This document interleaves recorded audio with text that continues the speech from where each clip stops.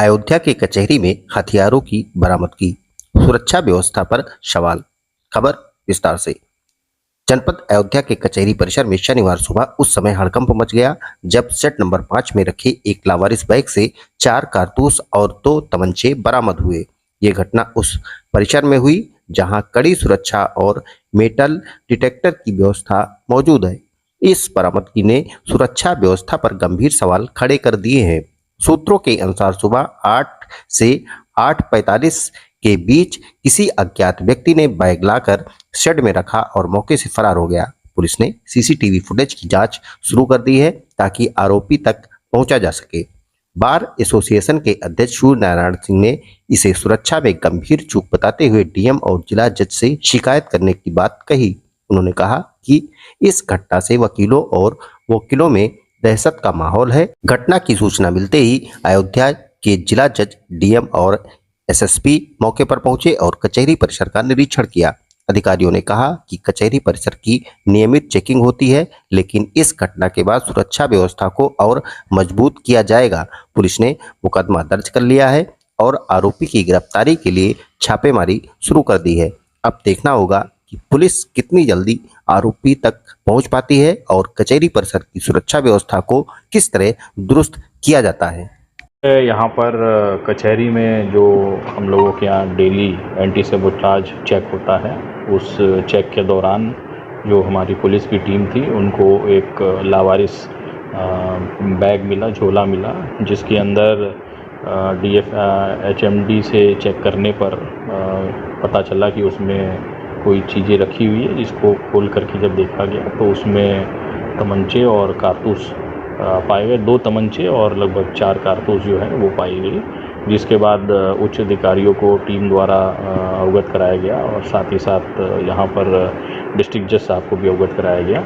उसके बाद हम लोग यहाँ पर मौके पर हम लोगों ने भी निरीक्षण किया और लगातार यहाँ पर जो भी लोग आ रहे हैं उनसे भी हम लोगों ने वार्ता की और उसके बाद तहकीकात करने के लिए हम लोगों ने पुलिस की एक टीम बनाई हुई है जो कि ये मामले की जांच करने में जुटी हुई है कि ये बैग कहाँ से आया और किस पर्पज़ से ये यहाँ कलेक्ट्रेट परिसर में पाया गया।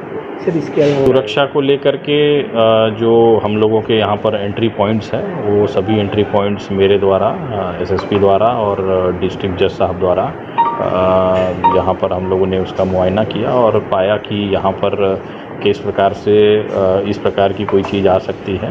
तो उसमें जो सिक्योरिटी है वो हर जगह वहाँ पर फोर्स हम लोगों ने पाई, लेकिन हम लोगों को महसूस हुआ कि बैग्स की चेकिंग और गहराई से करने की आवश्यकता है। गाड़ियों का यहाँ पर एक्सेस जो है लिमिटेड है, क्योंकि यहाँ पर पूर्व में रिस्ट्रिक्शंस लगाए जा चुके थे, लेकिन उसके बावजूद भी कुछ गाड़ी यहाँ पाई गई कि अंदर अनाधिकृत रूप से आ रही है, तो उनके ऊपर रोक लगाने के लिए निर्देश दिए गए हैं। और साथ ही साथ अगर कोई गाड़ी और भी आती है तो उन गाड़ियों की भी चेकिंग करने के लिए निर्देश दिए गए हैं। और हम लोगों को जो और भी स्टेप्स लेने हैं, थोड़ा सर्विलांस यहाँ पर बढ़ाने का हम लोगों ने निर्णय लिया है कि जो सीसीटीवी कैमराज हैं उसको परिसर में और लगाया जाए। गेट से जो एंट्री एग्ज़िट है केवल वो ना कवर करते हुए और भी चीज़ों को सर्विलांस में लिया जाए, ये हम लोगों का निर्णय हम लोगों ने लिया है। ठीक है, थैंक यू। में जो हमारा कलेक्ट्रेट और कचहरी परिसर है उसकी नियमित रूप से एएस चेक टीम द्वारा, BDDS द्वारा, डॉग स्क्वाड द्वारा इसकी नियमित चेकिंग होती है। आज जब वो हमारी टीम सघन चेकिंग कर रही थी उसी समय पर उनको एक अनक्लेम्ड बैग मिला, जिसको खोलकर देखा गया तो उसमें से 2 कंट्री मेड वेपन्स और 4 उसमें से कार्ट्रिजेज मिले हैं। तत्काल इस संबंध में सभी उच्च अधिकारियों को सूचना दी गई, आदरणीय डिस्ट्रिक्ट जज साहब को और बार के भी सभी मेंबर्स को इस बारे में जानकारी दी गई। उसके उपरांत हमारे डीएम साहब द्वारा और डिस्ट्रिक्ट जज साहब द्वारा संयुक्त रूप से इस पूरे परिसर का भ्रमण किया गया है।